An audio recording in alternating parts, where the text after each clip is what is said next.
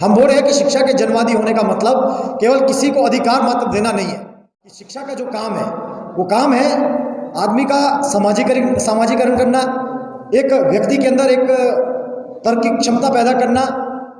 क्या जो डॉक्टर 70-80 लाख रुपए में बनकर तैयार होगा वो डॉक्टर सोसाइटी को फ्री में सेवाएं देगा? कभी दे ही नहीं सकता है। 60 लाख में जो वकील बनकर आएगा, आपको लगता है कि वो न्याय के लिए काम करेगा? किसके लिए काम करेगा? पैसे के लिए। सफाई की राज्य स्तरीय कन्वेंशन जाड़ धर्मशाला हिसार में हो रही है।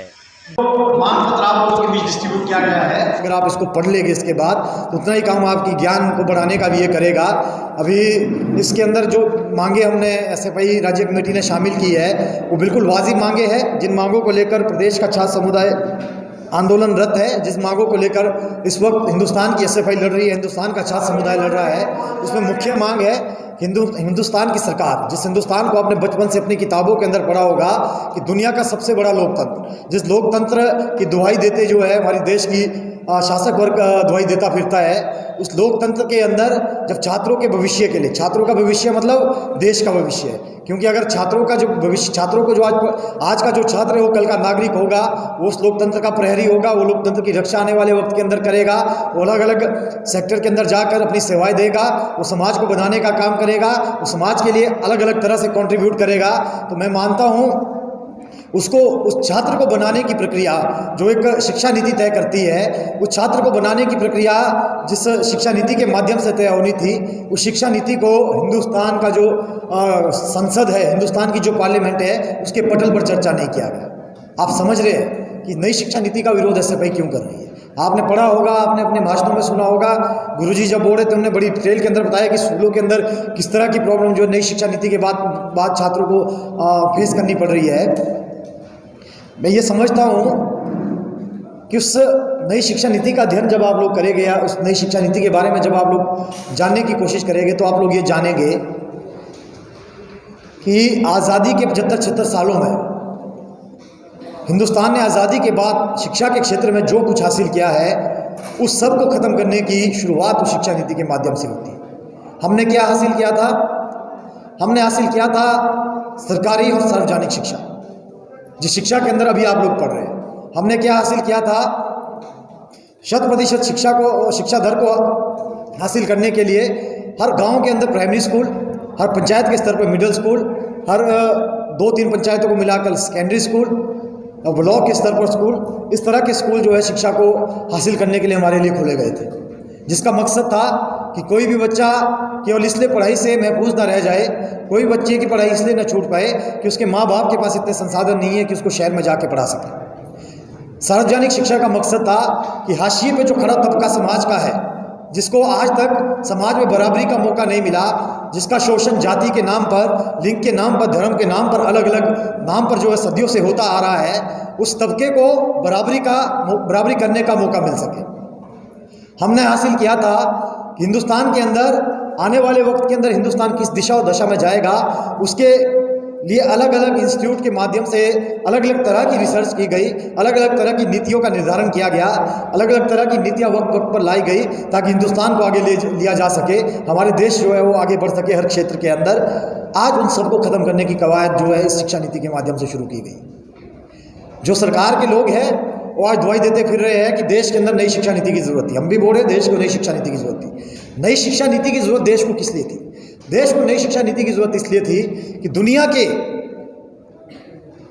के जो टॉप के 200 विश्वविद्यालय है रिसर्च के मामले में, उन विश्वविद्यालयों में हिंदुस्तान का एक भी विश्वविद्यालय नहीं आता है।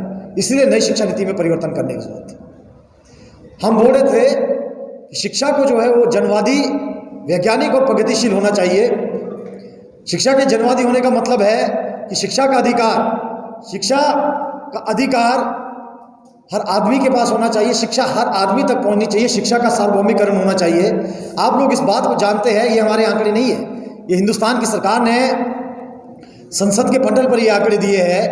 हिंदुस्तान की सरकार ने ये आंकड़े दिए हैं कि आपका जो शिक्षा का अधिकार कानून, राइट टू एजुकेशन जो है, वो आपका मौलिक अधिकार भी है और मौलिक कर्तव्य भी है पेरेंट्स का कि उसको अपने बच्चे को शिक्षा देनी है, शिक्षा से उसको दूर नहीं रखना है।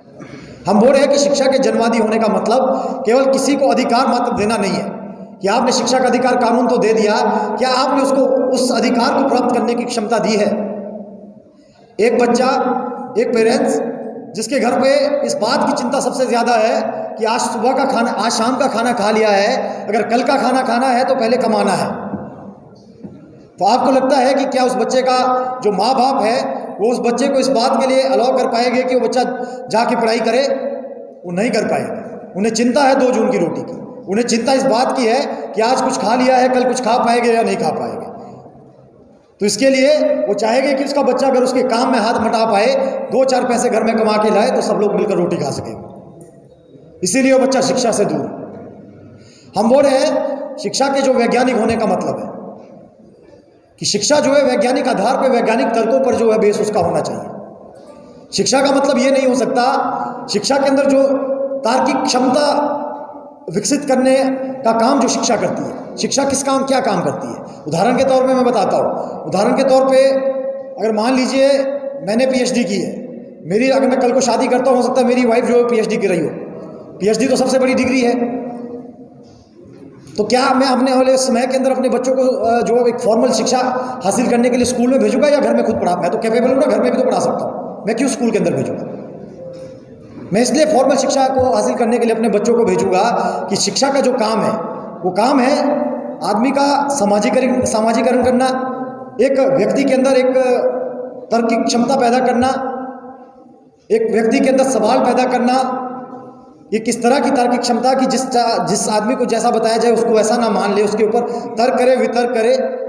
एक शिक्षा का काम है कि हर व्यक्ति के अंदर नैतिकता पैदा करना कि समाज के प्रति उसकी क्या नैतिकता है, अपने परिवार के प्रति क्या है, अपनी सोसाइटी के प्रति उसकी क्या नैतिकता है। पर क्या जब शिक्षा केवल और केवल पैसों के आधार पर दी जाएगी तो क्या आपको लगता है कि शिक्षा ये काम कर पाएगी? आज आप में से बहुत सारे लोग जिनके भाई बहन मेडिकल की शिक्षा या मतलब जिसको आप बोल रहे डॉक्टर बनने की शिक्षा हासिल कर रहे होंगे, या आप में से बहुत सारे लोग जिनके भाई बहन वकील बन रहे होंगे या अलग अलग क्षेत्रों के अंदर इंजीनियर बन रहे होंगे।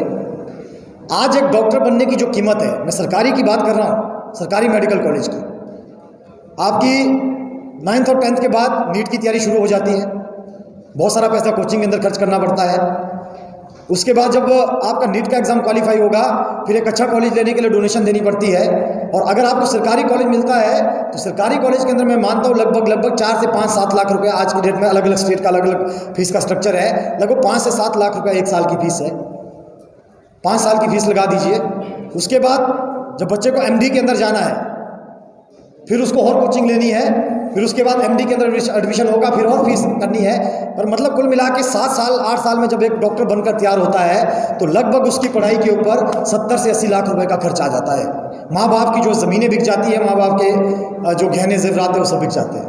आप क्या उम्मीद करते हैं कि क्या जो डॉक्टर 70-80 लाख रुपए में बनकर तैयार होगा वो डॉक्टर सोसाइटी को फ्री में सेवाएं देगा?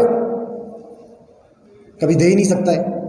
आपके सोनीपत के अंदर एक इंस्टीट्यूट है, बड़ी यूनिवर्सिटी है, ओपी जिंदल, नाम सुना होगा सबने। सोनीपत में ही है ना ये ओपी जिंदल यूनिवर्सिटी? कहाँ है?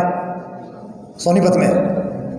उस विश्वविद्यालय की, उस यूनिवर्सिटी के अंदर वकालत करने का जो खर्च है, 5 साल की डिग्री वहाँ +2 के बाद कराई जाती है, 1 साल की फीस है 12 लाख रुपये। 5 साल की फीस कितनी हुई? लगभग 60 लाख। 60 लाख में जो वकील बनकर आएगा, आपको लगता है कि वो न्याय के लिए काम करेगा? किसके लिए काम करेगा?